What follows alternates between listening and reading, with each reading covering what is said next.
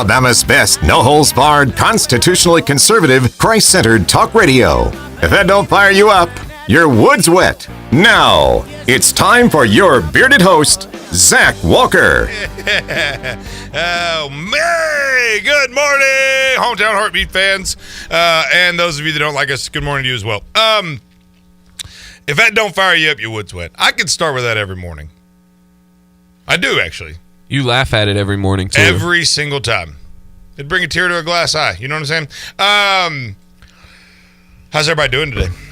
Let's check in with producer Connor. Hello. How are y'all? Come again? I'm sorry. Oh, good, buddy. How are you? I'm eating a strawberry. Oh, okay. I'm a little tired, but Why is that, Connor? Did you stay up late? Later than normal. What time is later than normal? For me now that I'm doing this, 10:30. Yeah, if I'm not in bed by 9:30, I'm pissed. Yeah, it's definitely an adjustment. Dallas stays up till 2 and 3 in the morning, which is why he misses work on Mondays. But was it Monday or Tuesday? It was Tuesday. Yeah, Tuesday. That makes it worse a little bit. Really? I'm still not over it. No, I don't. Yeah.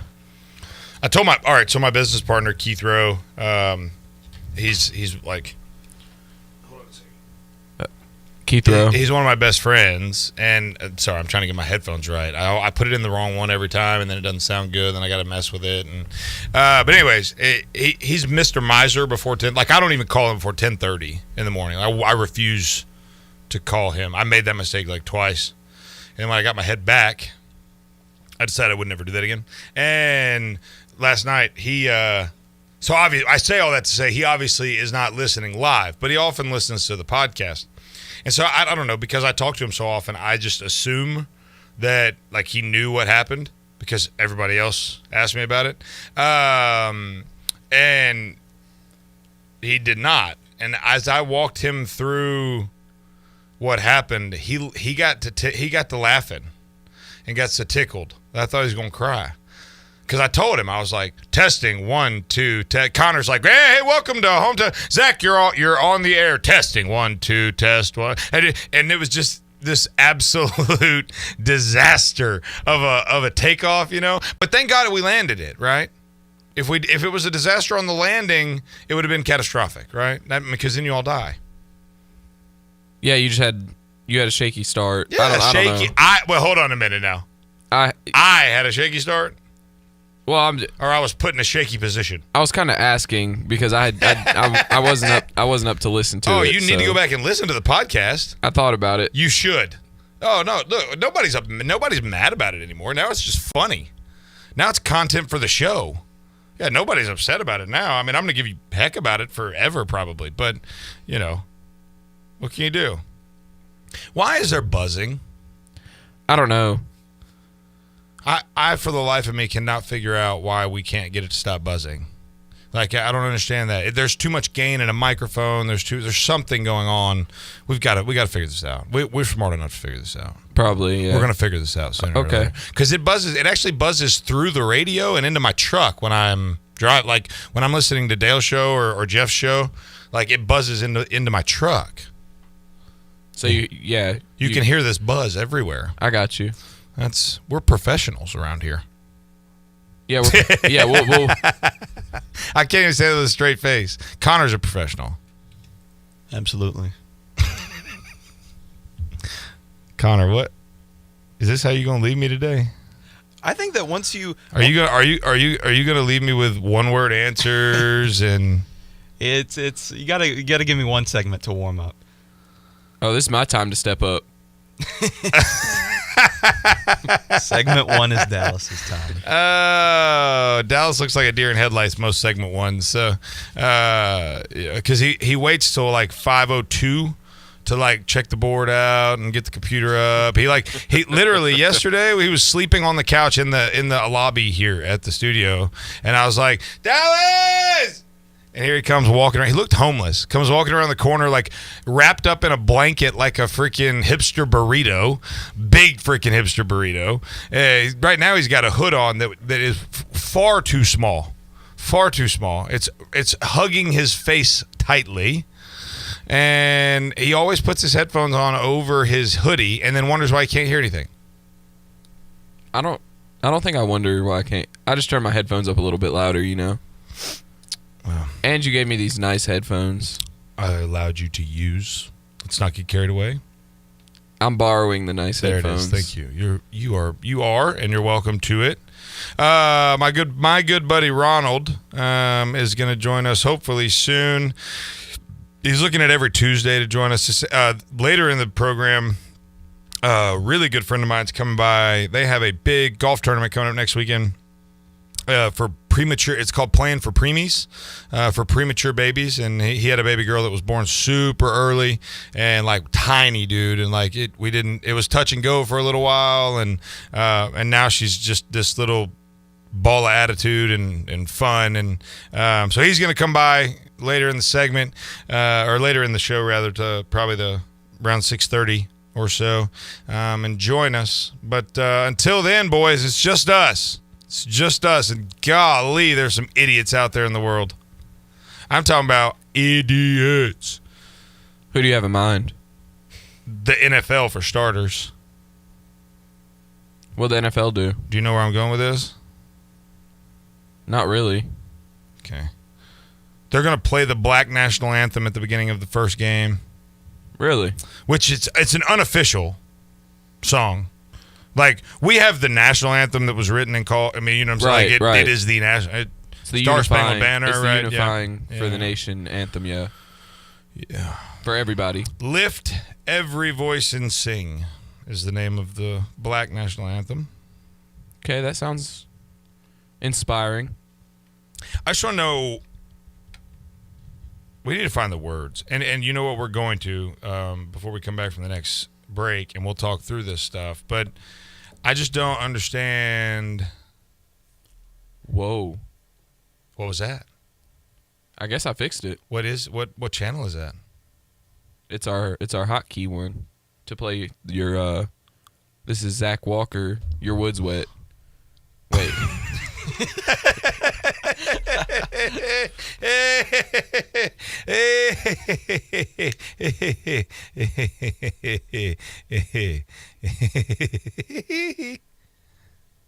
We just lost 3 listeners. It's okay. It's okay. Obviously, their wood's wet. I mean, what can you say? I mean, if it didn't fire them up, their wood's wet. And they weren't listeners; they were watchers. Okay, so no, I just don't understand. Either that, or they really like the Black National Anthem. Connor, have you ever thought about that? That could be true too. Maybe that's why they left. They were driven to outrage. Probably. I've actually never heard the Black National Anthem. Should we play it? We probably should. Yeah, I can find the audio before the next. Yeah, so you know what? That's what we're going to do. We're in honor of the NFL and Colin Kaepernick. I'm kidding. But we are going to play it. So I want to know what this song's all about. I want to hear it. And quite frankly, I feel like that might aggravate some people. So maybe they'll call in. You're listening to Hometown Heartbeat, thehometownheartbeat.com, thehometownheartbeat.com. I am your big, beautiful, bearded host, Zach Walker, here with Dallas and Connor. We'll be right back.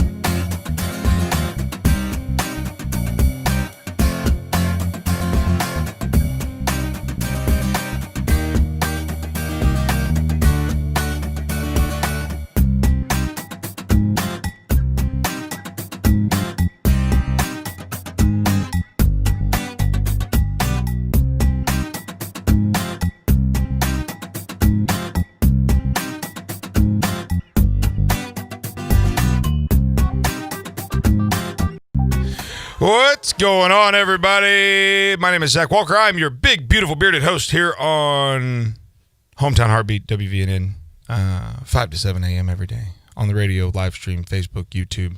Listen, this segment is proudly brought to you by, potentially you, advertise with us.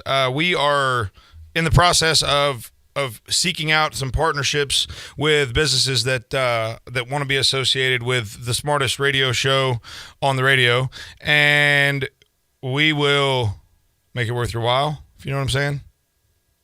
You know what I'm saying? Oh, for sure. No, but in all seriousness, we would love to have you come and host with us from time to time, and we would love to have come to your place and do some live stuff. And after all, you get the beard, and that's really what it's all about at the end of the day. So the Black National Anthem is now going to be played at NFL football games. The NFL just really doesn't love its brand. And I'm not saying that because the Black National Anthem is bad or because black people are bad or because Colin Kaepernick is bad, but because they don't understand their base. When Kaepernick knelt and did his little flag thing, which, mind you, like, I'm all for, couldn't care less. Did I say that right? You've got me so concerned about that, by the way. It's you could not care less. It's couldn't, because if you could care less, then you care a little. Less. You care a little bit. There's a little bit less. Yeah, there's something in the tank. Right. There could be less in the tank. Right. I got you. So, like when Collarnick, that's a good name. That's a pretty good one. Colin Kaepernick, Collarnick. I think you just did that on accident. I did, but yeah, absolutely. Never waste a tragedy. I'm a liberal. It's, oh man. So do you just not understand who your base is? Because this is a touchy subject, but there's nothing wrong with the Black National Anthem or playing the Black National Anthem. Nothing wrong with it at all. But we're putting it on the same level playing ground as the national anthem. Whereas I was over here saying, just pull the national anthem out too. Like, I don't think we need to have the national anthem in front of every freaking game we play. Let's just pull it out and not cause a controversy. And I mean, you know what I'm saying? Like, hey, we'll play it. We'll play it once every half of a season. I don't know. I don't know how do you do it, but if it's gonna be a big problem and a point of contention, and it's gonna be divisive and pulling people apart and all that, then like, let's just pull it out. Let's pull it out. But now we're gonna add another layer to this little bean dip here, little 7-layer dip. You know what I'm saying? Add another layer. Put the guac on top. And here's what's gonna end up happening. Is players will kneel for the national anthem. And stand up for the Black National. Oh, that's what's going to end up happening. Yeah. So that'll be interesting to see how people are going to end up reacting to that. I can guarantee you people aren't going to like that. Oh. At all. My goodness. Oh, my goodness. Zach I didn't even think about that. Yeah. Yeah. Are they gonna have like the flag roll out too? Like maybe a big Black Lives Matter flag? Because you know how they roll out like the giant American flag? They might do that too. Oh my. It'll be interesting to see how they do it. This is gonna be worse than I thought. Oh yeah, it'll be big. It'll be news. If they end up doing this, for sure. No, they're doing it. I mean, what I'm reading you is from the NFL. It is on CBSSports.com. NFL to play Black National Anthem, lift every voice and sing before Star Spangled Banner at Week 1 games. League is also considering helmet decals and jersey patches for victims of police brutality. Hey, black people, listen. Roger Goodell is patronizing you. This is the same dude y'all just sued for collusion against a black man, and now he's woke? You're an idiot. Roger Goodell, you're also an idiot. I don't even know what to say. I'm miffed right now. And not because I don't care what song you play. I don't care if we have LBGTQ LMNOP day. I don't care what it is. I don't agree with certain things, and that's fine. I'm still going to consume football. You know why? Because I enjoy football, and I'm not one of these guys who's like, well, you can't give them your money if they don't identify with everything you say. Well, first of all, I'm not really giving them. I mean, what are they going to make off my cable subscription or my YouTube live subscription of $40 a month? Or by the way, it went up by 30% yesterday. Like, YouTube jumped to $65. Like, no, thank you. Anyways, what are they going to get out of that $45 or $65 a month? Like, okay, how much am I really helping them find? Well, it's the brand. You're helping them grow. No, I'm not. I'm going to quietly watch football in my house and not care less than I did in that moment. And so I don't see right now, and this is a bigger problem. I mean, let's look at it from a sports angle. Let's take the black angle out of it because that'll get me in trouble. From the sports angle, baseball had an opportunity to really do something, squandered it. Hiked their leg and tree watered that joker. Okay. NFL has an opportunity to do something. 2 seasons in a row, she gone. And I think Roger Goodell knows that. And I think. Here's the thing. Here's my conspiracy theory. You ready? Everybody hang on tight. Roger Goodell knew the numbers and the monies and all that was going to be down this season anyways. People aren't going to be able to go. They're not going to want to go. They're not going to be allowed to go, whatever the case may be.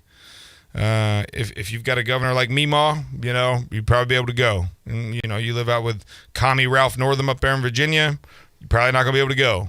Plus, the Redskins are going to get canceled anyways, freaking racist. And he knew that monetarily they were going to be down. In fact, probably the worst season in history, if I had to guess. For attendance and stuff. Well, which drives revenue. That's fair. Revenue-wise, the numbers we're going to what I'm talking about is from the monetary perspective. So revenue numbers for the National Football League, the largest nonprofit organization in the country, by the way. Did you know they were a 501c3? How about that? But the largest revenue drop in history, Roger Goodell knows because last year and the year before, he had to call it what it was. The protest, them allowing players to take knees and not stopping them from doing that, drove enough people away from the game that it affected their revenue. Truly, it did. They knew that wasn't going to happen this year. Because it's already going to be down. They don't have to face shareholders again. They don't have shareholders. But you know what I'm saying? You see what I'm saying here? So they're placated. They don't even believe it. If they believed it, they would have done it 2 years ago. This is called caving to pressure. This is the mob getting its way. But when the mob gets his way, the mob wants to pound on his chest and be like, "Oh, no, you changed nothing but the outward presentation. That doesn't change anything. You got to change. People's hearts and minds have to change. Or else evil and racism and all that stuff it's going to be right where it's at today." Anyways, obviously, don't worry about this too much. I got to calm down before I have a coronary. It's too early in the morning to have a heart attack. Yeah, and like with the boycotts and stuff last year, I feel like if they are playing the Black National Anthem before games, I feel like there could be boycotts again. I mean, like you said, putting it on the same level as the National Anthem could definitely rile some people up. That might rile me up enough. You think so? I mean, I feel like I'm still watching football regardless. I'll watch the Cowboys games, but I'm not going to sit there and watch. All right, one thing I cannot stand is politicizing of sports. Hey, all right, so this is not going to go – this comment's going to I'm trying to think if I even want to say this. I do. I want to say it. I'm going to say it. It's going to be bad, but I'm going to say it. Athletes, entertainers, pop culture influencers, whatever. You're a dancing monkey. You dance. That's all you do. You dance. You get paid very well. You're loved. You're revered. You're petted. You're a monkey that dances to the music. When the music comes on, you need to dance. Outside of that, a monkey's not going to lecture me on anything. I mean, they can't even brush their own teeth, right? So, and that's not the correlation. But like influencers, athletes, pop culture icons, like when you start jumping over here into politics, and nobody cares.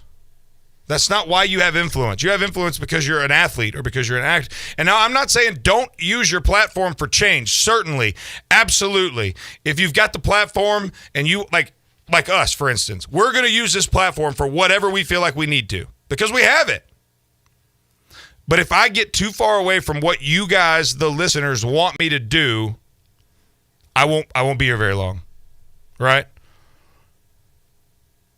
Why isn't that the case with athletes? Because they're untouchable. Money makes them untouchable. Sure, they have so much money, it gets to the point where it really doesn't matter to them. You think Colin Kaepernick wanted to play football? Hey, let me fill you in on something. For you in the back. Hey, if you're back there listening, listen. Colin Kaepernick didn't want to play football. He quit. He opted out of the last year of his contract because he, quote unquote, thought he could make more money. No, he wanted to quit and get paid millions of dollars to be an activist. Yeah, he did actually end up making a lot of money there with Nike. And Nike's down $750 million in revenue. You know why? Because America will speak. Right. I mean, even after that, there was boycotts of Nike. Yeah. And I mean, once you start messing with like these big corporations' money, they'll chill out a little bit. They'll delete you, bro. Well, that too. I mean, oh man, I don't know why we started on that. Why did you start me on that one today? It's your fault, Dallas. You brought it up. Give us a call, 1-866-494-WVNN. Let's talk about the Black National Anthem. Let's talk about the NFL. Let's talk about anything else but that. Check out our podcast. Anywhere you get podcasts, go on and search Hometown Heartbeat with Zach Walker and subscribe, download, comment, rate, review. Help us out. You're listening to Hometown Heartbeat with your big, beautiful, bearded host, Zach Walker. We'll be right back.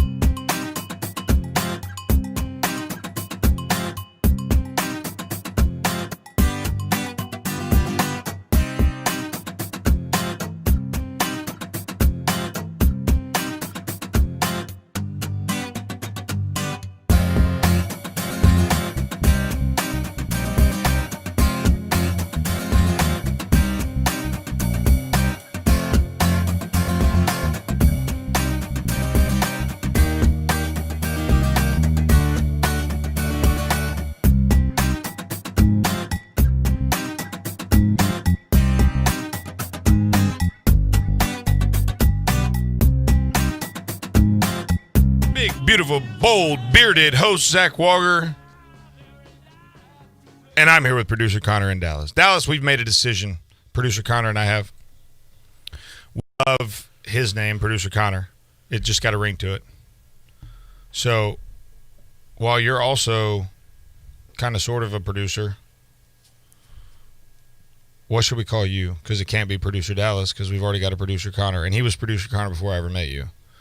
Unfortunately, on the tenure wheel here, you're not at the top. We're working on it. So we got to come up with a name. Call in right now and give us a name for Producer Connor. Producer Dallas. Producer Dallas. We have some phone issues here. We're having phone issues here, but Well, Producer and Connor, they both end with that kind of ER sound. So if we could find something for Dallas that ends with the is kind of sound. I see what you did there. That was bold. Bold strategy, Cotton. You got any suggestions, Connor? I do not, but if we could think of something that has a nice ring to it and the same ending. We're going to go to John on line 3. John, bring it in here. Hey, this is John from Elkmont. Hey, John from Elkmont. This is Zach from Hometown Heartbeat. Zach, it's good to hear from you. I called yesterday about cessation, seceding from the Union, and that Massachusetts actually did it one time, 1804, because of the Argo Act. The Union did not send soldiers up to say, you're coming back in the Union, but they sent an embassage. And they said, we'll change the law, and y'all come back in the Union. We want you in the Union. We need you. In 1834, Old Hickory kind of took, I don't know how this evolved, but South Carolina was mad about the tariffs that were being paid on goods that were coming in from European countries. And that, by the way, was accounting for 80% of the federal revenue. We didn't have an income tax, no corporate taxes, so the feds are getting their money from the sale of land in the new territories, a whiskey tax, which, by the way, caused a rebellion, and tariffs on foreign goods. South Carolina's got the Port of Charleston, and they're really ill about it. The feds have built Fort Sumter. They've actually come in and dumped granite blocks and built an island so they can have a fort. And one of the things is protect the port from foreign entities, but also you're not leaving this harbor till you pay your taxes. So South Carolina tells the Union, we're going to leave. And listen to this. This is a quote from Old Hickory. He said, if you leave, I will fill your fertile fields full of blood. He threatened the state with war. John, that's a little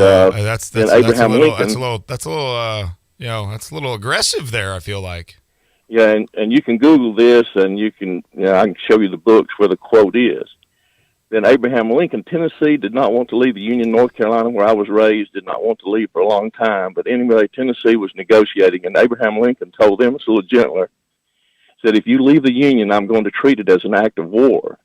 Now, take it, these states think they have the opportunity to opt out, but the other side is saying it's an act of war. And so the reason is altruistic, I'm sure, wanting to do away with slavery in the new territories. And by the way, Abraham Lincoln was not an abolitionist. He just wanted to stop any of the new territories from having slaves. And there was a sentiment for that in the Missouri Compromise. I'm sure you're familiar with that. Yes. But you can't lose 80% of your revenue and keep a country together. And so he was afraid of that, and his main goal was to try to keep the Union together. And later, 2 years into the war, then it became a war to, free the slaves. But I want to remind people of this history and to have a better understanding of how things evolved and happened. It's not just a bunch of cruel, mean people wanting to do things, but sometimes there are things that happen in history that men have little control of.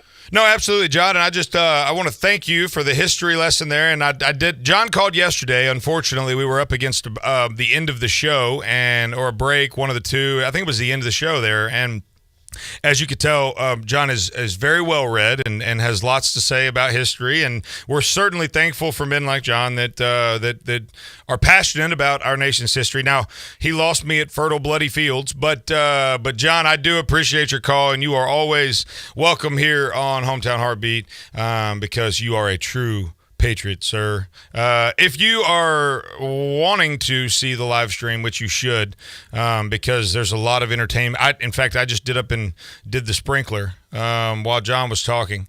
I just need some exercise and get the blood flowing and stuff like that. And so and John had it covered. I mean, he did a great job. Well, he had it covered up. I mean, you can't add to. You can't argue with facts. Like, no, there's nothing to say. No, absolutely. Especially, I mean, when you're quoting Google and stuff, I mean, it's just, you are getting after it. No, but John did a great job, and the Granite Islands, and, I hadn't heard some of the things he said. No, I learned a lot from John. I feel like as more than I learned from my high school history teacher. Probably of course, I more. didn't go to class much, but. Oh, you're in class today. I am. John took me to class, by God, and I appreciate him for it. I told him to call back, by God, he did. That's a man. That is a man of his word. That is a man of discipline. It's a man of his word, man of integrity. That's my kind of man. You can always respect John that, is a true American patriot. Is what I'm trying to say. In fact, I might even try to get him to run for public office. Yeah. Yeah, that's all you have to say about that one. That's where you want to land on that is yeah. What public office should he go for, though? Speaker of the House.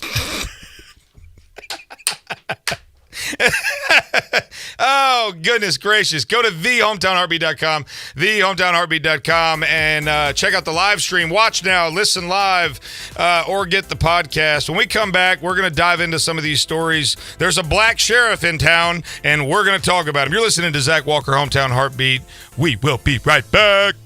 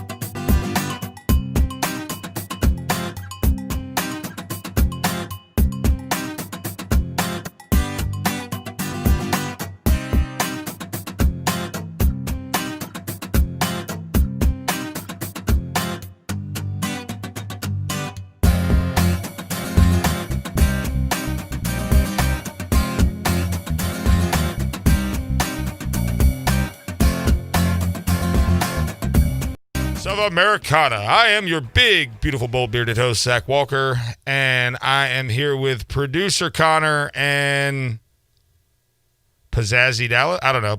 I don't know. I was trying to come up with something that Connor said. Dallas. As it's more of an is. Dallas. I was trying to come up with something that rhymed with this, so that you could have a cool name like producer Connor, but I don't know that it's going to happen. What part of producer is like rhymes with Connor? He said it doesn't rhyme. It just ends with the same sound. Producer Connor. Okay. It doesn't rhyme by any stretch. No. Yeah. It just ends with the same general noise. Maybe that's what. Yeah, it does sound good. So. Yeah. So maybe what rhymes maybe with that's is, it. or what ends in is? I don't know. Eris Dallas. I'm gonna have to think about this one. Porous. Your Highness Dallas. Heinous Dallas. You don't even know what that means. Listen, this segment is brought to you by who? Potentially you. You should advertise with Hometown Heartbeat and let us come to your place of business and do a cool podcast and maybe even do some broadcasting. And ultimately, we're going to make you lots and lots of money. So do it. Before I left, Dallas said you probably shouldn't have teased it that way. I said there's a black sheriff in town. We're going to talk about him when we get back. Dallas said that may not have been the right thing to say. So let me clarify. Black Florida sheriff has a message for would-be rioters. I will deputize gun owners if you think you can bring your lawlessness here. I love this guy. Ooh, I love this guy. Dallas is looking at me like he didn't. I used a 3-syllable word and it got him. Deputize.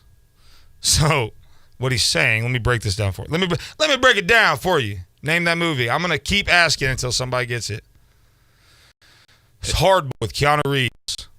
I love it when you call me Big Papa. Have you not seen the movie? No. The Cucumbas? No. Somebody out there listening right now that is older than 17 or 18 is like, oh my goodness, that's my favorite movie ever. I cry every time a man gets shot. But this black sheriff in Florida says, I will put a badge on every gun owner in the state.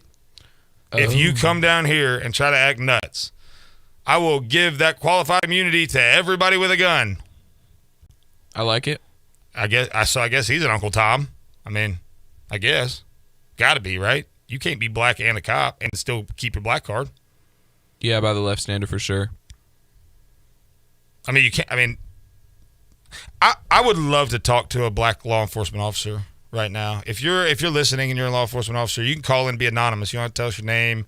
I would just like to understand what it feels like. I want to know what it's like, honestly. I'm curious as to, like, and I know it's not everywhere because Mr. and Mrs. Officer out there, like, we appreciate you and we love what you do for us and keeping us safe. You know, you probably got a friend or two with a badge that acts a little, crazy from time to time, thinks their badge is a crown and all that. And so, we both know that guy, but I know that you don't like him just as much as I don't like him. And I know that he's a bad apple and you're scared. I mean, you're scared of what he may do to people like you who do it well. So understand that on this show, we stand with law enforcement 110%, except for the bad ones.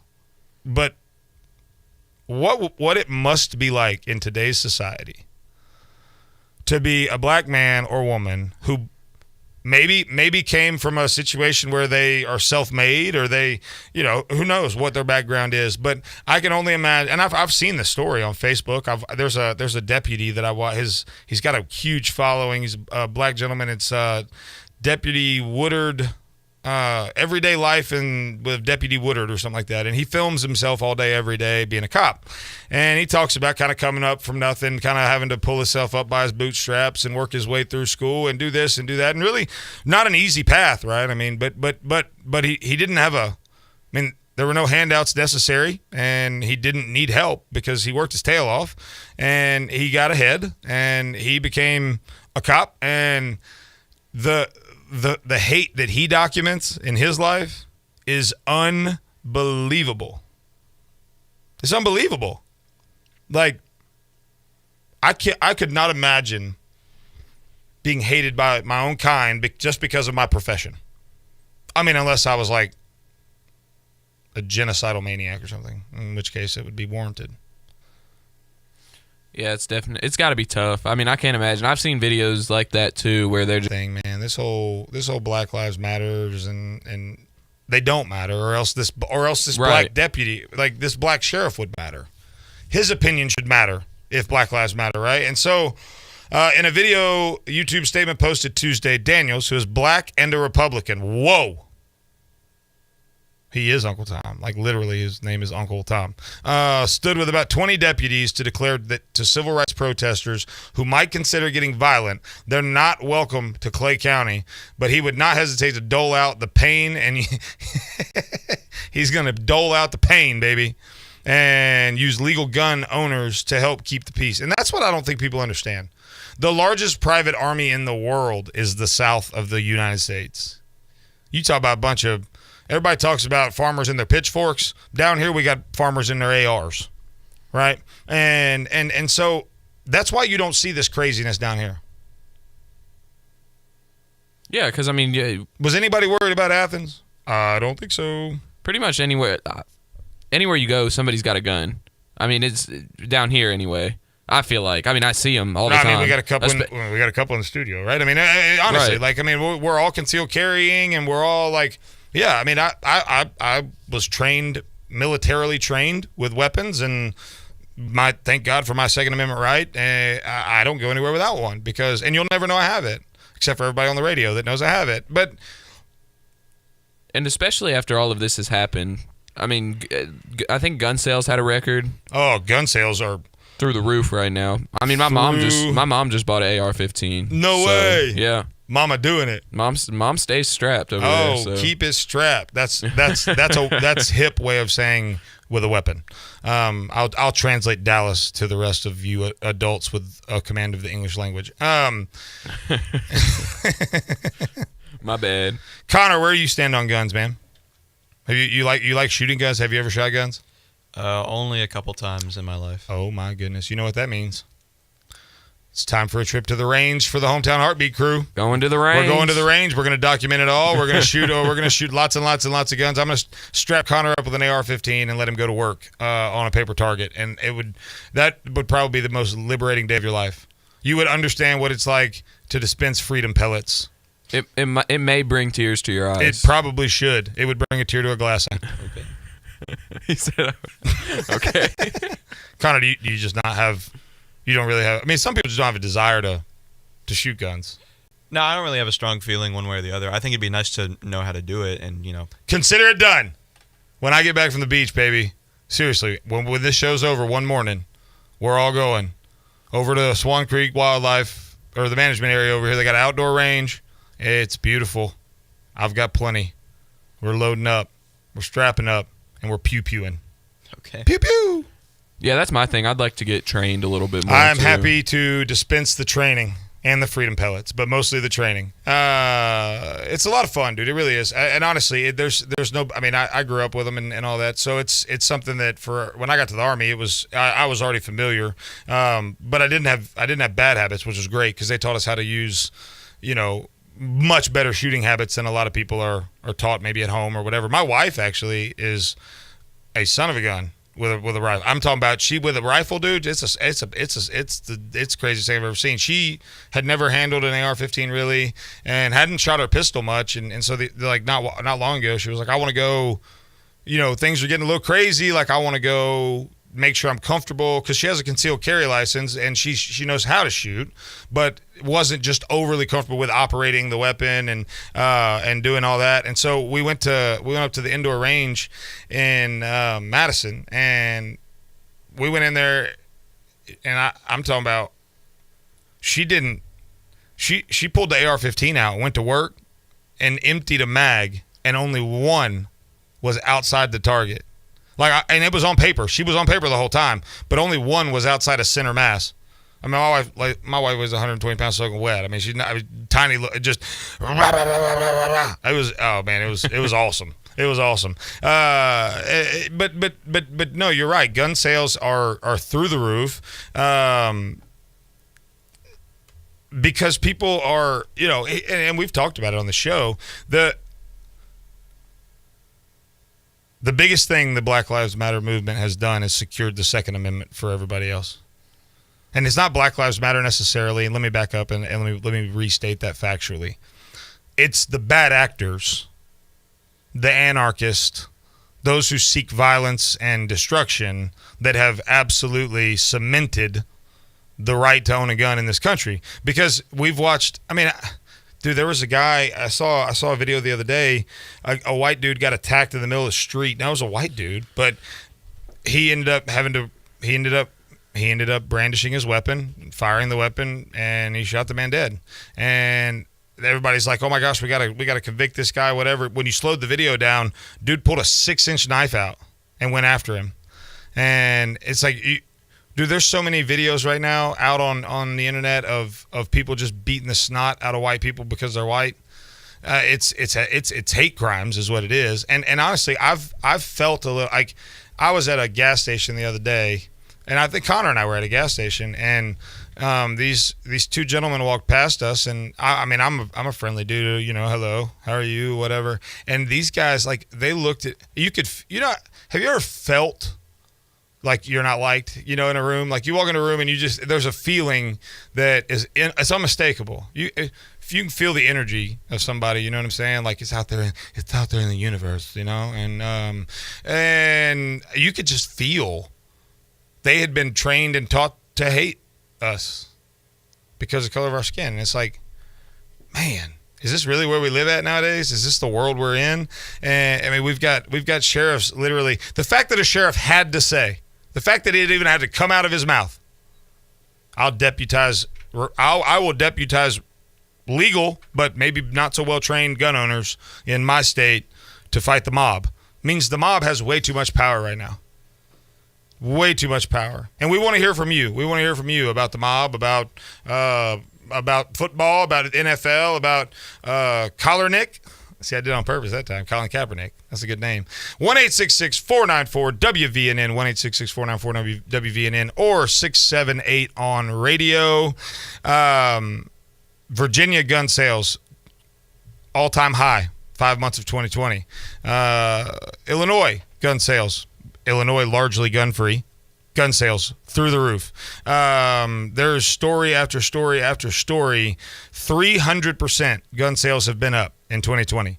That's 300%. So that means they're at 400%. If it's 100% and they're up 300, they're 400% of normal. So 4 times the amount of guns that are normally bought have been bought in 2020. That should tell you everything you need to know. And it's an election cycle, which means you better get them now, because if Sleepy Joe, you know, if Dementia Dan makes it in there, we're in trouble. Gun ownership is at great risk. Listen, go to thehometownheartbeat.com, thehometownheartbeat.com. At the top, click watch live, listen live, or go to the podcast and download. Please, please, please subscribe, download, and comment on the podcast. We're really focusing on that right now. You get the archive show every single day, no commercials. Right after the show's over, producer Connor puts that in the podcast, and you can listen to the show by 9 o'clock. You could be listening to the smartest show on radio. I am your beautiful bearded host. We'll be right back.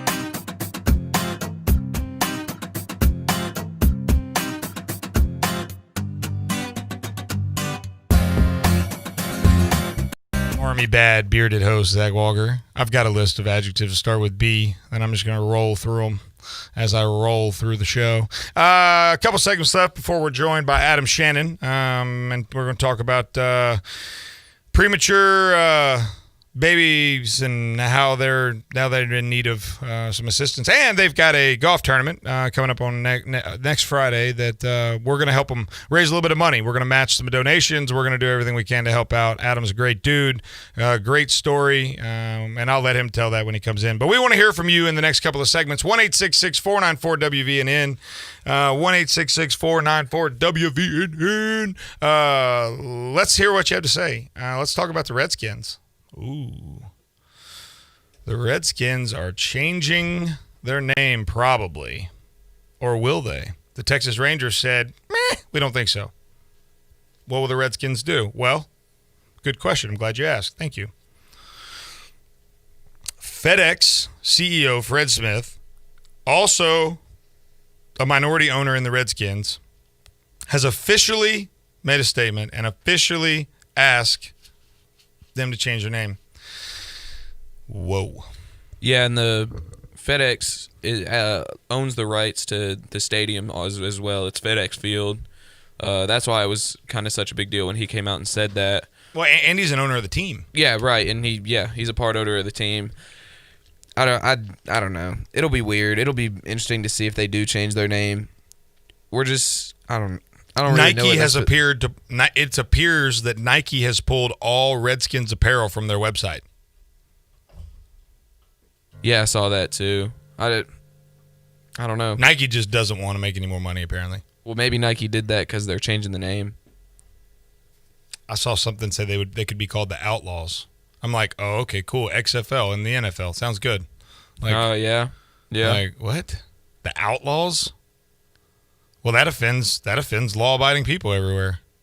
I mean, I'm a law-abiding citizen. Outlaws offend me. They offend you, Dallas? No. No, no. That's because you're Generation Z. That's fair. As a millennial, I find myself offended by everything. Let's see here. I mean, a 2016 Washington Post survey revealed that 90% of Native Americans are not offended by the name at all. So wait a minute. You mean to tell me that the people that are supposed to be offended aren't actually offended? That's my dumb American voice, by the way. And that's how it is a lot of the time. Oh my gosh, it's how it is all the time. Like, it's all it is. It's again. Let me reiterate. It's not about what you think it's about, ever. It's always about agenda. It's always about mob rule. The loudest, most vocal voice in the room. Oftentimes not the majority in terms of thought and the leading, ideas, but it's always the loudest voice in the room, and they always get their way, apparently. It's like the only way you can really beat them is at the polls, and that's how you're going to have now to there's a truth bomb. You mean to tell me I can make my voice heard in November? That's what we're going to have to do. Is that how the Democratic Republic works? Oh my goodness, I'm a new American. Like, this is how you make your voice heard. You vote. You speak with your ballot. And I will be voting for the Redskins. So, give us a call, 1-866-494-WVNN. Let's talk about this and how foolish this is. Ron Rivera, for the first time since taking over as Redskins head coach in January and leaving Cam Newton behind, has made comments about the team's name. He said he prefers to keep his opinions on political and social issues private. Well played, Ron. Probably not going to work, but well played. It's a, quote, discussion for another time. It's all about the moment and timing. But I'm just somebody that's from a different era when football wasn't such a part of the political scene. Oh, you mean when everybody actually liked football? He should be canceled for that. He should be. I agree. I'm offended, Ron Rivera. His last name offends me, honestly. It does. It's cultural appropriations. Cultural appropriations. Mm-hmm. I mean, it's offensive. People have wanted me to get into politics for a while. I'm coaching. It's not for me to get up there and influence people. Ron Rivera may be the smartest man I know. I think Ron Rivera might have just picked up a new fan over here. I've been a Ron Rivera fan. I love how he runs his offense, especially when he had Cam there. Yeah, well, I mean, Yeah. Cam Newton and Ron Rivera was a really special combo. And when he left, I thought for sure that Cam Newton would go with Ron Rivera. And so when he didn't, I thought that was one of the biggest statements about Cam Newton that had been made, accidentally or otherwise. But of all the people, Ron Rivera should have taken Cam with him everywhere. I mean, Ron Rivera was a terrible coach until Cam Newton. So for as much as I can't stand Cam Newton, and I can't stand Cam Newton, ever since he laid on the field at Auburn and acted like he was hurt the whole way down the field, and then proceeded to continue doing that, and he dresses like Steven Tyler's mic stand. But there had to be an attitude, something. There's something going on with Cam. I mean, have you seen these articles about Richard Sherman came out and said it's obvious why Cam Newton's only getting paid $7 million because he's black? Richard Sherman needs to shut his mouth. How much money does Richard Sherman make? He's black. That's my point, right? And so, man. The reason Cam Newton isn't getting paid as much as probably people think he should is because he can't stay healthy. Well, it's that, and it's also because I was talking about this here in the other day. It's like there's not very many wide open starting quarterback spots. New England was probably the only place that he would have went in and started, and I feel like Cam wanted a starting role, and that's why he's not getting paid as much. I mean, he went on social media and said that it was for, this isn't about money, this is about respect. He wants to get some respect back. And I think he'll get there. Oh, dude, I heard about one of his workouts. There's a video circulating out there, and it said the title said, "New footage of Cam Newton's first workout with the Patriots should terrify the rest of the league." Cam Newton, if he's anything, I mean, he showed in college. If you pay him well, he'll play well. But no, it's not. He has the X factor about him. Like, that's what's frustrating about Cam Newton for me personally is he's so much better than what he played there at the end at Carolina. And it was a lot of it looked like, I can't speak to his heart, I don't know the man, but it looked like he gave up. Yeah, and when he can take it to that next level, and that's why the Patriots are even signing him. It has nothing to do with his race. He's not getting paid that much because he's not, compared to other quarterbacks, he's not getting paid much. And it's not because he's black. There's plenty of black quarterbacks above him, pay-wise, and positions Richard as well. Richard Sherman would contend that even like Russell Wilson needs to be paid more. And, of course, he also thinks Colin Kaepernick should be I think Colin Kaepernick should go be the quarterback of Richard Sherman's team so that Richard Sherman can play defense all game long. Pick Richard! Pick Richard! All right, Richard, you want to do your job? You know what? It would probably be a contract building move for Richard Sherman's team to hire Colin Kaepernick because all the picks he throws, you're going to need a good DB on the other side. I mean, the reason Colin Kaepernick's not playing is because he's terrible. He had one good season. Look at what happened to. Let's evaluate his play. And for those of you like, wait a minute, I thought it was a political show. We're kind of a show about everything and nothing all at the same time. And so we kind of bounce around. It's really a stream of consciousness is what the show is. And so if you listen to talk radio and you're like, man, I just can't. Those all political shows are too much for me. But great, you found your home. Welcome home. We are both the smartest and most entertaining show on the radio. So Cam Newton, or Colin Kaepernick, rather, he had that season where he came in, led him to the Super Bowl, right?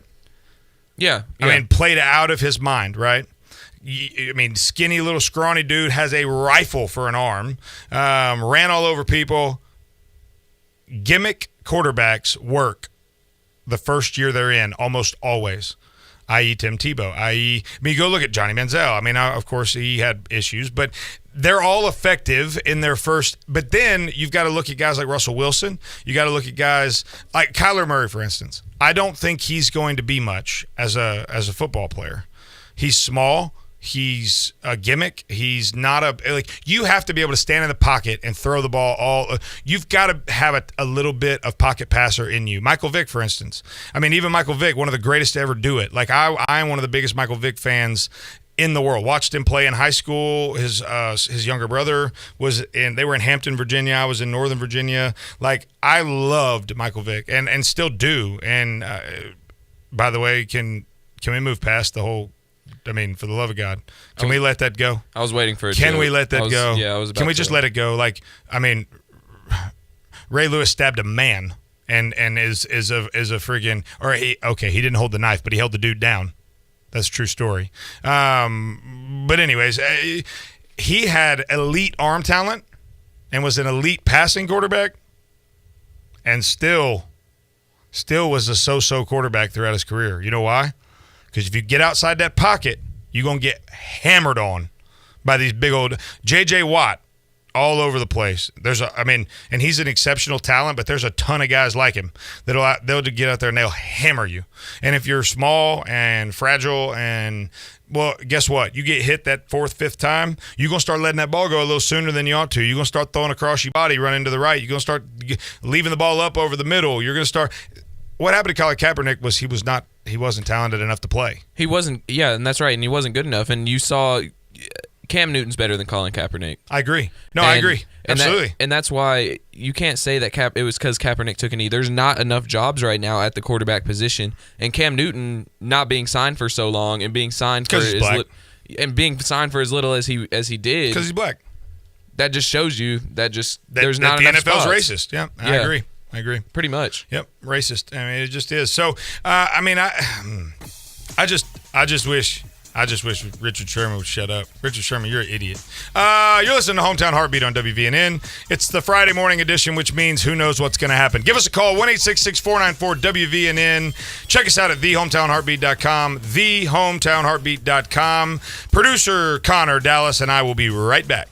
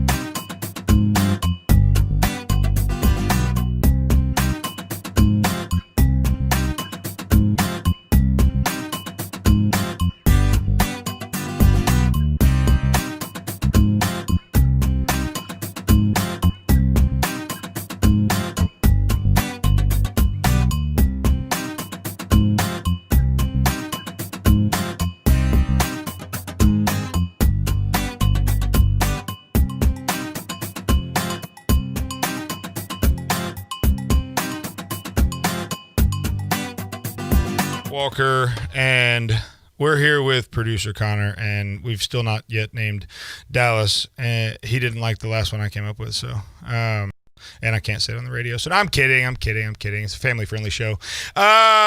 We are joined by a good buddy of mine. Adam Shannon is he's a legend in the world of bluegrass spoons. You should hear that boy play the spoons. Boy, I'm just messing with you. Adam is a friend of mine and has a really cool story about his baby girl and kind of how that all went down. And last night, Brody Vale actually called me and was like, Adam Shannon called me and said, did you know Zach Walker had a radio show? And he was like, and I didn't, but now I do. And you should read this story. And I was like, Brody's helped me do show prep, man. Thank you. And it just got me to thinking. And then when I was in the office yesterday, my assistant handed me the thing that you sent, and I was like, I forgot to do that. And so it just kind of timing in that. So playing for Preemie's golf tournament is before we dive into all that, I want you to kind of tell us a story about your daughter and how all this kind of started. All right, yeah. So our daughter was born premature at 25 weeks, so she's 15 weeks early.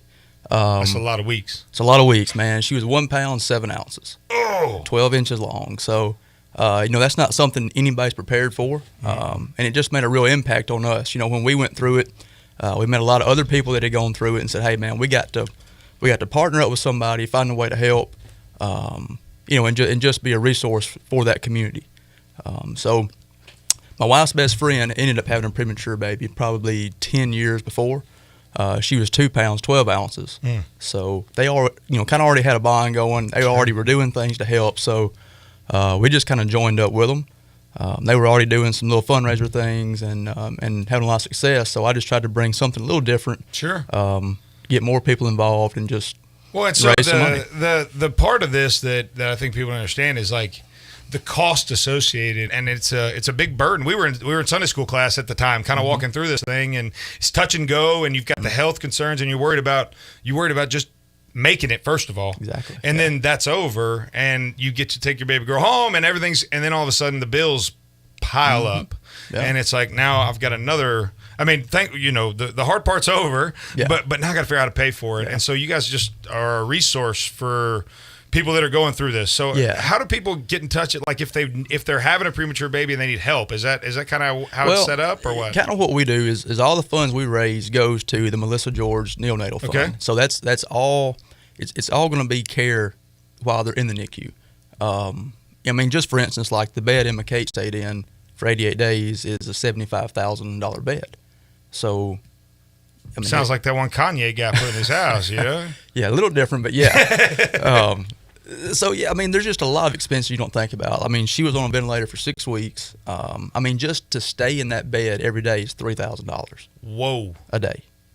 So we don't really provide any money for helping you pay for your stay, but what we do is provide or help assist in the care, all the equipment, the supplies, and the reason we went with the Melissa George Fund is we know where that money goes. That's right. I tell people all the time, man. And especially politically right now. And we're not going to commentate on politics. I'm not going to ambush you there. But I mean, looking at any movement. I mean, looking at any. I will commentate. The Black Lives Matter movement is where you follow that money. You look where that money goes, and that's the thing. I mean, Wounded Warriors Foundation. I mean, name the foundation, and we have to be responsible as believers. Certainly, we have to be responsible because we will be held accountable for what we've done with our time and our treasure and our talents, and so that is the most important thing before you write a check ever. Is that you got to know where that check is going. Right. And so I mean, how old is your daughter now? She'll be 4 next month. Or this month. Little ball of attitude. Ooh, and man, she's tiny, she's tall and skinny and just full of sass. I mean, so, and there's a time when you're going through that, literally you sit there and go, wow, I mean, will we have that? Will she be that way? Will she leave? Will there be long-lasting effects that you don't know? What are some of the possible outcomes? I mean, because obviously they might not make it. But That's right. what are some of those long-term effects that stay with them for a while if it doesn't go well? I mean, there's tons of things. I mean, there's health problems that could stay. I mean, we still see a pulmonologist a few times a year mainly just for checkups now to make sure that her because lungs they're not developed, right? I mean, they're still. I mean, by God's design, there's 15 weeks left of growth and development before they're supposed to come out. Exactly. And so now they're ill equipped and to deal with it, and so that's why the beds are so. I mean, those beds have to help them breathe. They have to help them. I mean, all those things they kind of have to. It's like a little cocoon of life almost. Exactly. You know I mean, what I'm saying? it's you're finishing out your time you should have spent in the womb in this box. I mean, it's a fully enclosed box. It keeps it's automatic humidity, temperature. It's crazy. How long was it before you could hold your daughter? For me, I think it was 4 weeks. My wife got to hold her a little sooner. Sure. And we really just lucked up with a nurse one day. My wife was getting ready to hold her. She's like, "Hey, is there any chance he maybe could hold her?" And she's like, "He hasn't held her yet." I'm like, "Nah, man, they keep telling me no." She's like, "Yes, it's happening today," which is crazy because, I mean, I've got pictures, man, where her diaper I remember, is literally inside the palm of my hand. You can see space on either side. And we had to fold it down so it wouldn't fall off. Think about 12 inches long. She's a ruler. Literally. I mean, a ruler like that, and didn't weigh much more than a ruler either. By the way, especially one of them big, healthy, the metal rulers. That's about the right size. So that I remember the first golf tournament you had. Yep. And it's come a long way since then, hasn't it? Yeah. So we started. This will be our fourth one. First one we started at Southern Gales and had a great turnout. The old goat track. Yeah, man. Hey, gotta love Southern Gales. Don't sleep on Southern Gales now. That's right. a good place to go out there and play golf in your cutoff jeans. But that's where we grew up playing. Yeah, that's golf. right. And No, it's that's still exactly a good course, and they do a good job with it. And we just They're decided, good people. They're great absolutely. people out there, man. And we just decided to maybe do something a little different, a little more all-inclusive, and we've moved it to Canebrake here in town. Woo! And, Mickey and him do a great job. Mickey's a man. If you've not played golf, I was a member there. I jumped in right at my 30th birthday and got me a couple years at that junior member rate. That's right. And then I actually decided to work, and so golf kind of went out the window. And it's, if you haven't played golf at Canebrake, you really man. I tell people it's the nicest course in Around. North Alabama. It is. At least for us. I mean, without going to some of the Robert Trent Jones and all that. I mean, to think we have that in Athens of all places. Like, I mean, people don't expect it. And Ben does such a good job. Man. Yeah. He's the best. I mean, he's the best in the business. Yep. And so it's next Friday. Adam's going to come back. We'll have one more segment. We'll talk through a little bit more of this. But next Friday, playing for preemies, and here's what we're gonna do. We're gonna match what we raised today. So he said there's only a couple spots left in the tournament. That may not be an option necessarily, but that's okay because you didn't want to play golf in 120 degrees anyways. But you do have a pocketbook, and I'm trying to get in. Let's raise some money for these premature babies and help this fund help these kids out. So we'll be right back. You're listening to Hometown Heartbeat. My name is Zach Walker. We'll be back shortly.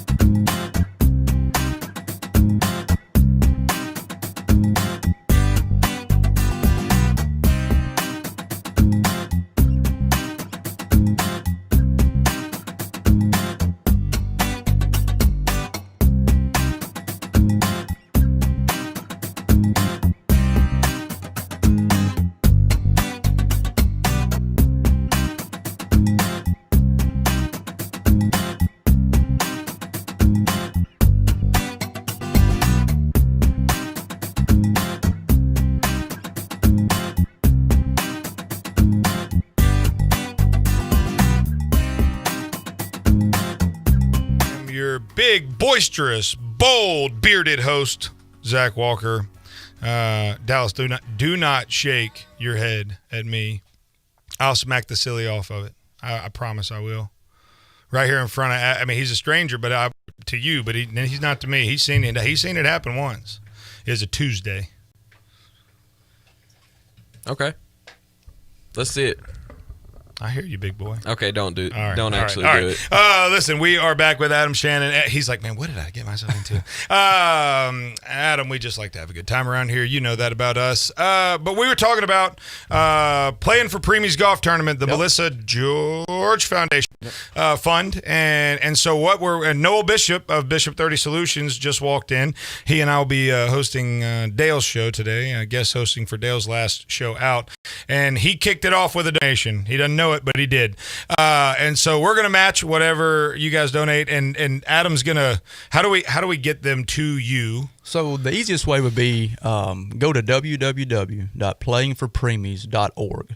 Playingforpreemies.org. Connor's going to put that in the live stream in the show notes, and it'll be in the podcast notes. And anything you donate from there, there's a donate? Yeah. So if you'll go to the top right or something, there's a way you can click like donate and all this stuff. But it'll have an address. It'll say Playing for Preemies, and if you'll just put like a memo on your check or whatever, just put a memo there for what it is. That way we know. Or you can email me, Zach, Z-A-C-H, at cottonrow.com. Send me an email. Or you could go to thehometownheartbeat.com and click on Contact Us. And if you'll just get in touch with me, we can get a donation over. I'm talking about $20. I'm talking about $50. I mean, this is something you do year round. Yes. It started. The first one was kind of like because I remember that first one. It's the first time you do anything, right? Mm-hmm. You're just trying to feel through it and work through it and all that. And then with so much support that I mean, it's just transformed into something you guys have taken on year round. Almost. Yeah. So it kind of started years ago with a football game. So Ardmore High School and a rival high school would sell T-shirts, and it was a way for kids to get involved. That maybe say, hey, man, I don't have $100 to give, but I can give you $15 for a T-shirt. So we sold all these T-shirts and chances to pie the principal if your name got drawn, all this kind of stuff, and have a big pep rally on Friday, and would have Chris and Amy George come down and just kind of tell what the fund does, and it's just a good way for the community to be involved. And I have an idea. I'm all for it. Are you terrified? Maybe. I'm a little scared actually. Next year. Not this year, because next Friday, not yet. But next year, we should raffle off an opportunity to shave my beard. I'm all about that. I have not shaved my beard in a long it's kind of my thing. I'm all about that too. Shut up, Dallas. I don't know. Look, if you think we should shave my beard next year, you better come with a pocketbook. But if we could raise some real money, I'd be all about that. I think that'd be great. Well, let's put it on the calendar then. We got you heard it here first. It's going to be a while before you hear it again, probably. But soon enough, we're going to shave my beard for premature babies all over the place. That's and awesome. I think that's the best cause thus far because that's the whole thing when we started the Bearded Realtor and I have the Bearded Host and yada yada yada. It's like the first thing was like, does your wife like the beard enough? Because you're never gonna be able to shave it. And it's like, well, yeah, she's good with it. We're good there. All good. And then the second thing is like, are you sure you want to tie yourself to that thing so that you can't ever bring? And I was like, it's kind of the point. Yeah. But the whole time we've talked about like if we were ever given a platform big enough and it represented an opportunity to, people identify you as that or whatever. So shaving it is going to be a pretty big deal. I mean, shoot, they all go out to 1818 Farms and watch them shear them goats and stuff, right? Yeah. So it'd be kind of the same concept. I think it'd be a good idea. That's awesome. Give us some time to build up to it. We'll do a big deal, and I'd like to get some shirts put in our store here at the show, and that way anything that we can sell to you guys and help out. I mean, guys, you might not know Adam. Adam's one of the best guys I know. Family, great family, beautiful daughter. He's been a friend of mine for 4 or 5 years now, and there's not a better set of parents or guy out there. And so you really need to get behind this group because I watched as you didn't know whether or not your daughter was going to make it. I watched as you couldn't hold her for those 4 weeks you talked about. And honestly, like, that's a situation for parents that I can't imagine. Like, my son was born healthy, and literally, my wife didn't have the first complication. And she'll even tell you, because every time I say this, men everywhere are like, "Are you sure you should?" Like, her labor was easy for her even. I mean, like, it was such an easy process that I have a hard time wrapping my mind around how hard that has to be. And so the support, man, that you guys just are able to provide is I mean, what did it mean to you to have that support and when you guys were walking through it? I remember when we first got the news that, she's going to be early, like really early. I had a guy tell me, he said, "Man, you're now a part of a club that nobody ever wants to be a part of." But the cool thing is, and it's kind of strange to call it cool, but now we have an opportunity to reach out to people that are doing the same thing. And it means a lot. I mean, I had people contact me through Facebook I had never heard of. But because they heard, we had a daughter going through this, they'd already been through it, boom, they hit me. Well, that tells you how much that support is necessary, because they remembered how much they needed it. And even though you're a complete and total stranger, they're like, this guy's going to need this. And that's what you guys can do now. I mean, and you would be surprised how many people right here in our own community are going through it. Some are worse, some is bad. Spent fewer days, more days, whatever. It doesn't matter if you're in there 1 day or 100. It's not easy. But we had no idea how many people around us. I mean, people I went to high school with, no idea that had gone through it and are going through it now. Well, and I think you hear about it a lot. Right. Born premature, preemies. That's a term. You didn't make it up. Like, that's something that I exists, didn't coin that right? phrase. Yeah, no, I mean, he's smart enough to, but he didn't. And so, but it existed, and it almost dumbs it down a little bit. It numbs you to it a little bit, and you're just like, oh, okay, a small baby. Like, and it's like, no. Like, I had no idea. $3,000 a night. Like, it's not just another day at the office. Like, it's touch and go every step of the way. And it's not like there's two of them back there. Like, we open those. There used to be big yellow doors. They've changed things now, and you walk in there and it's like, wow, this is a whole nother world. I mean, I could make something up and tell you how many beds are in there, but it's a lot. I mean, I don't know, maybe 50. It's a bunch. Wow. And they're all full most of the time. And that's just that just speaks to the need. And so, I mean, look, as where we're at on this show and what we believe, like,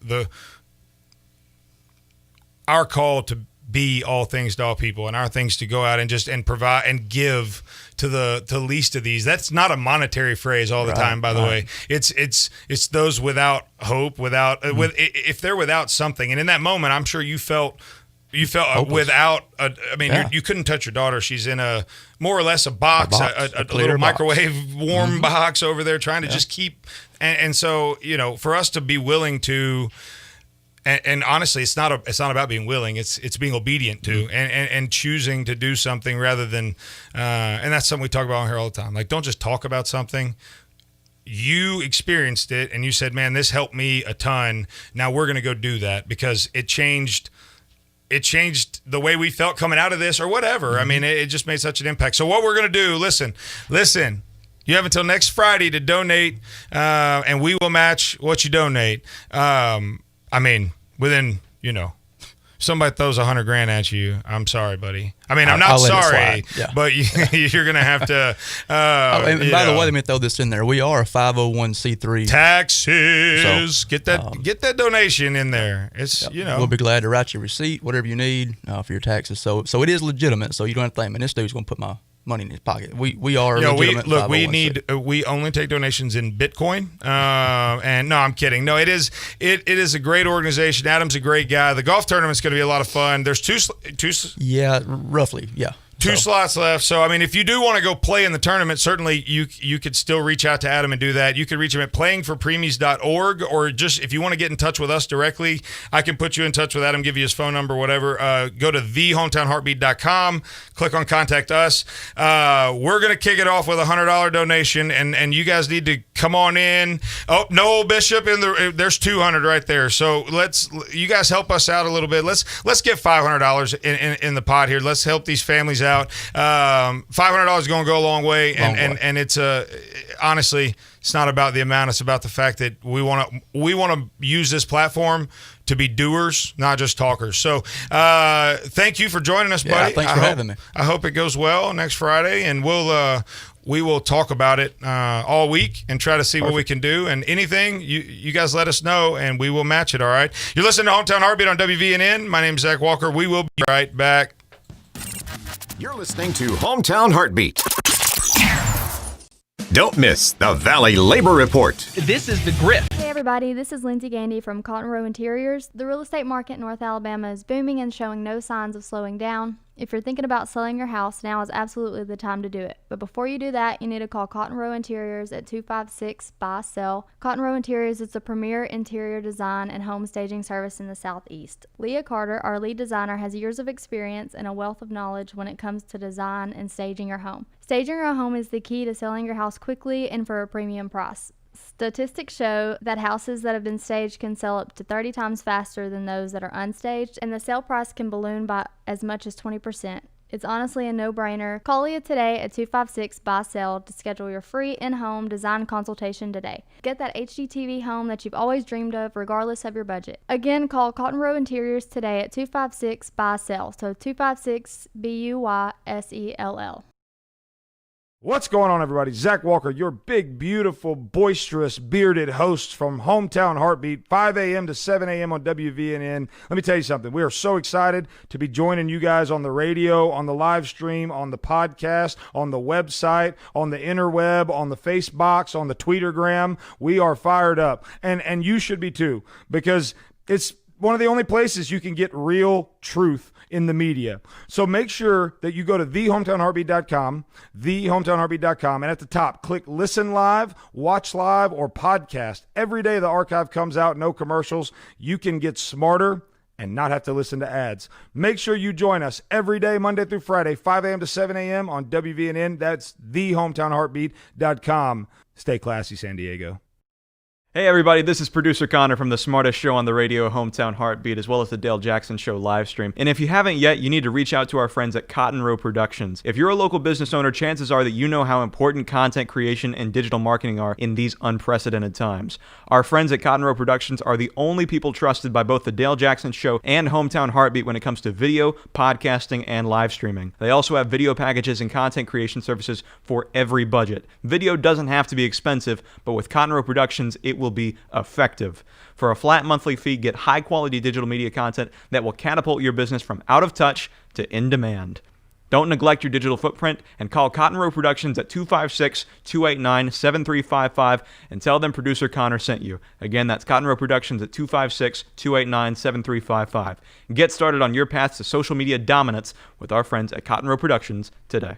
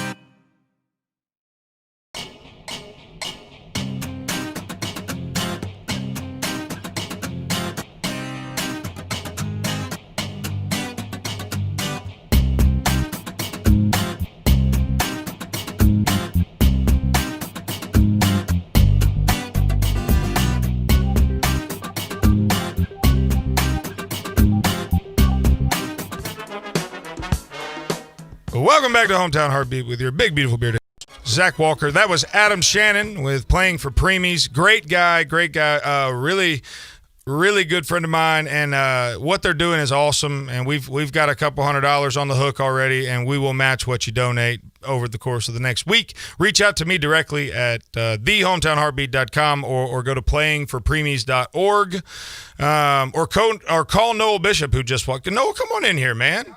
What are you doing? Noel's standing over there like a stranger. Noel and I will be hosting the Dale Jackson Show here on WVNN for the next 3 hours. So if you thought you were getting rid of me at 7, gotcha. We're going to have a good time. It's always a good time. It's always a good time. Noel calls me because he's so high energy. He needs somebody to just keep the reins on him a little bit. Yeah, whatever. Because he doesn't know how to stop talking. Like he just doesn't stop. I know. Adam Shannon's lost. He's trying to find it. He just walked by the studio he made a lap. This place is a maze. It is a maze. Total maze. I get lost every time, and I come here every day. And I'll make a left when I'm supposed to make a right. I'll shimmy when I'm supposed to shake. And it's soundproof, so you don't know where to go because you're like, help! Yeah, and nobody hears you. You can barely even hear yourself think. That's a terrifying idea, I mean, this is where you. Never mind. I was gonna make a bad joke. Don't make bad jokes, Noel. I don't make bad jokes. Come on, my jokes are all tasteful. Yes, and, yes, all the time. And appropriate, yeah, for sure. Yep. Dallas, what's that look on your face for? No reason. Okay, you better wipe that look on your face. I promise. Oof, I'll get you. This is the first time I've met Dallas. I think, isn't it? Do you feel like you've been missing out on? Yeah, well, I saw him on the video. Dallas, how are you, man? I'm great. Dallas has a face for radio. Yes, he does. Wow. I'm just kidding, Dallas. I'm just kidding. That's what my mama told me, so I was just, passing it along to That's you. Fair. Your mom told you that? Yeah, she was trying to encourage me. She said, I have a face for radio. Okay. And I was like, thanks, Mom. And then I was like, oh, wait. I don't think that wasn't a compliment. Dallas, it's a hard crowd today, isn't it?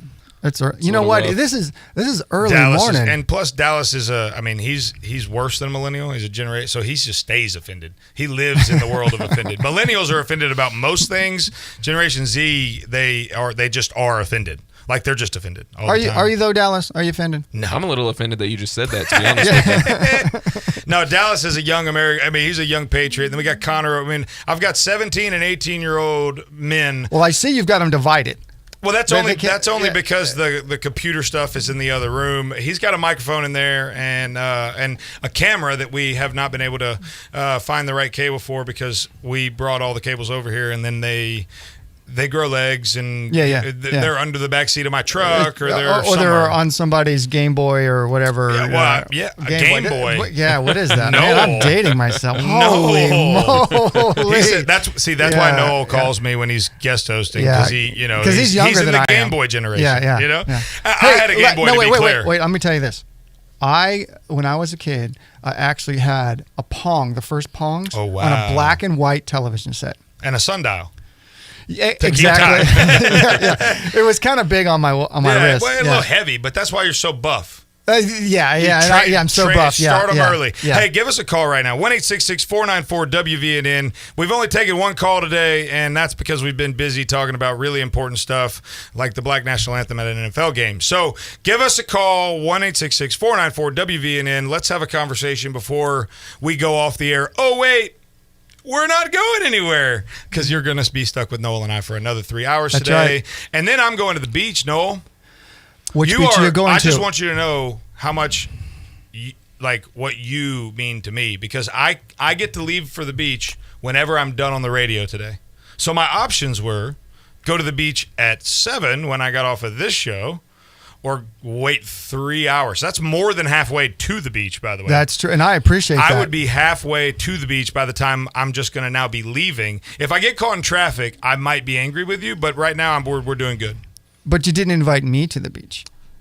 I mean, if you want to come stay with the 4 toddlers that are going to be there. 4 toddlers? So those 3. So me and my wife and my son, and then my sister and her husband, and they're 2. And then my mom and dad are all going. So you're welcome to join us.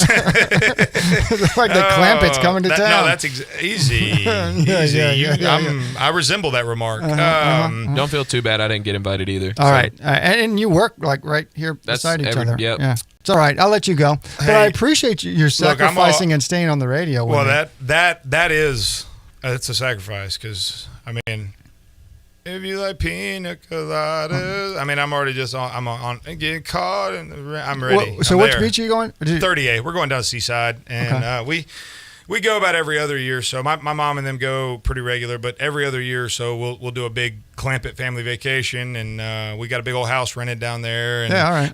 I am that guy that rents the motor scooters. Like, because you do that in Panama City, and you do that in Destin or whatever, but in 30A, they frown upon. It's very uppity in 30A, which, as you can probably imagine, that's really my, they got their own sticker. Deal. I'm pretty uppity myself. Only, I get dressed up every day, and I really care about all that stuff. And oh wait, I forgot, we have a live stream. You know that I wear the same thing every single day and don't care about any of that. But I do love a motor scooter, and we do literally, me, my sister, my wife, and Jonathan, her husband, had scooters, and they treated us like the Hells Angels. I'm not kidding you. Like, I might as well have drawn 1%er on my wife beater and rolled on down the highway there, because and I'm trying to find them for this year, and the guy I got them from Panama City was like, no, I can't deliver them to Seaside. I'm like, was a yuppie gang gonna get you? Like, the Housewife's Motorcycle Club of America will stop that from happening. Like, what? You drive by somebody and they roll up their window when they see you. Pretty much, no, they do. They do. They turn their music down, roll their window up, hands at 10 and 2.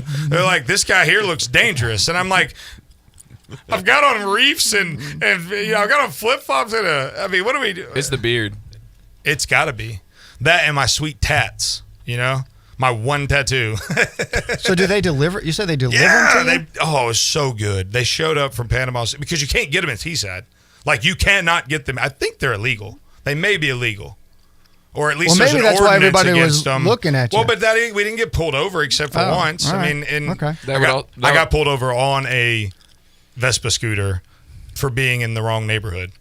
And I'm like, what is this like? Is this like the other side of Tracks After Dark or what? Like, are you serious? It's so fun. So we just like straight up just let her rip, tater chip. You know what I'm saying? Like, you just. It being illegal would also explain it's not illegal. Why he can't deliver them to you. Well, obviously it wasn't illegal last time we did it. I think an ordinance has changed or something. But we did get pulled over in one of the uppity neighborhoods because they were like, we don't see your parking pass.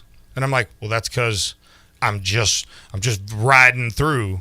You know what I'm saying? I like to feel the wind in my beard hair and stuff. So are you just randomly going through neighborhoods or something? Well, we just went and looked at nice houses and we're driving. I mean, we just get out. I mean, it's no different than riding a bike. If you want to get on a Huffy and go tour around, what's the problem with a motor scooter? Okay. I mean, it's not like I was on. You know what I told my wife? I said, you know what? That's fine. I'll just put the Harley in the back of the truck, and we'll go make a lot of racket. Straight pipes. We'll go make a lot of racket because I've got a big, beautiful, bold, bearded Harley that will absolutely go. Listen, this has been Hometown Heartbeat. I am your big, beautiful, bearded host. I'm not going anywhere, so I'll be back with Noel Bishop for the 7 o'clock hour and the Dale Jackson Show. But this is it for Hometown Heartbeat. We'll see you next week. See ya. All right. You are watching Hometown Heartbeat on Facebook. The show is over. We run from 5 to 7, but Zach is not done for the day. He is staying on. He's moving to the Dale Jackson Show. So if you want to catch the next 3 hours of Zach Walker, which is more than, frankly, anybody should ever have to endure, you can head over to the Dale Jackson Show on Facebook or on YouTube. I think on Facebook it's at The Dale Jackson. On YouTube, The Dale Jackson Show. Either way, we'll be live streaming to both of those places. Or, of course, you can just catch us on 92.5 FM, 770 AM News Talk, WVNN. So we are ending this live stream, but you can hop on over to one of those other pages and catch the next 3 hours of Zach Walker, which is, again, is too much. Why would you do that to yourself? We will